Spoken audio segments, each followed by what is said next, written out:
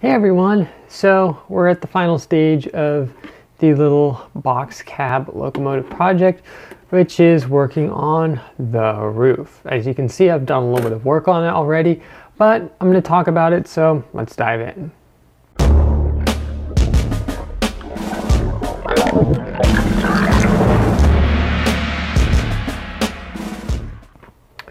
Okay, so first things first, what I did is I designed up a roof, and what I did in the process was I created some flat areas that I've marked black with a Sharpie, just for the purposes of the video. And the point behind this was if I wanted to attach roof-mounted air tanks or say a cooling fan, things like that, it would be much easier to do so, which as you can see here, I've done some roof-mounted air tanks for the brake system. So now what we're going to need to do is we're going to need to paint this. Originally, I just hit this down with a little bit of sandable primer, then hit it down with some silver spray paint, but that didn't look very great. I was trying to go for more of a galvanized steel look and it just didn't turn out. So I hit it with a little bit of matte black spray paint, but that still wasn't enough to cut the gloss, so oh well.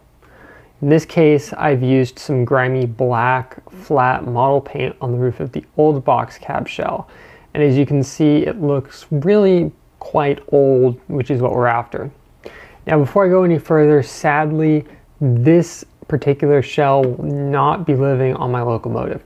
In short, what happened is the original design, for some reason, the panels were a little bit too big, so it wouldn't fit onto the chassis, which is a huge bummer.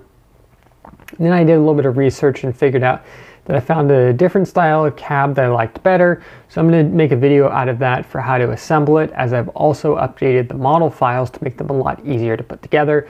All that in the other video. That said, I've decided that I am going to finish working on this because I am thinking that it might actually make a pretty cool rail car load. Say it's a scrap shell, or I might build a dummy chassis, something like that. So I figured it's worth carrying it through to the end, also for the sake of continuity. So let's work on the roof. Right here, I have some grimy black model paint that I've had since literally childhood. I remember buying this at the Hobbytown USA, I think, or Marty's Hobbies in Thousand Oaks, where I grew up years ago, and still have it. So let's slap a little bit of that onto the roof here and then let it dry, and then we'll come along with some rust and, as always, make things look really old and crappy.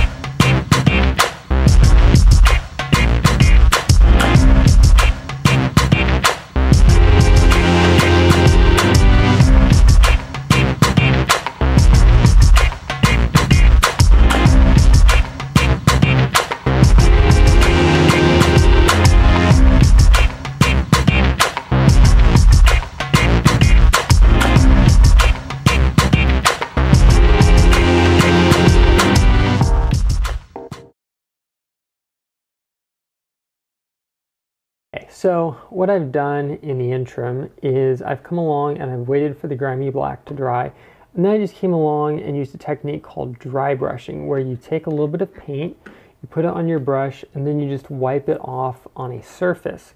In this case, I'm just using some old college notes, and it works pretty good for limiting the amount of paint that gets on the model. So in this case, it's a little bit hard to see at certain angles that I actually did put some rust colored paint on the roof, but that's actually a good thing. I don't want it to be over the top.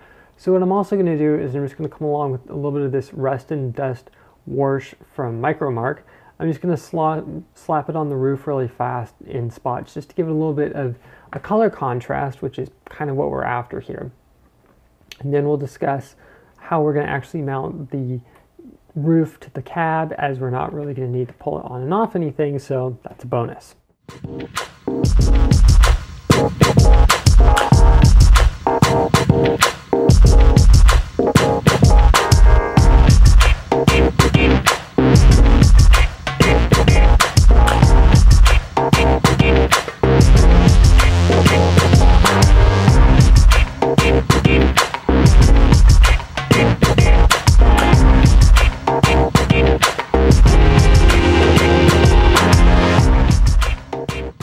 So now what we're going to do is we're just going to let the wash dry a little bit.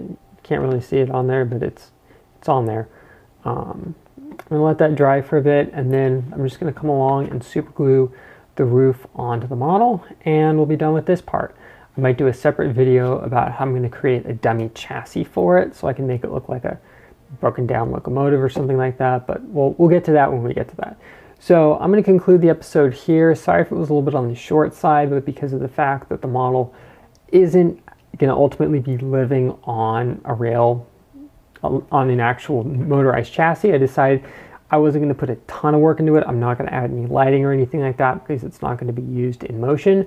I am going to do an updated video though on the assembly of this using the new files, and links to where you can download those in the video description. And as always, if you like this, please like, rate, comment, subscribe. I would love to hear from you guys and maybe even see some videos I'd love to feature in the future of you using 3D printing and model railroading, because I do feel like it has a lot of potential and people just don't know about it as much as they should. So I'll see you here next time working on the railroad, or really anything else on Make It with Calvin.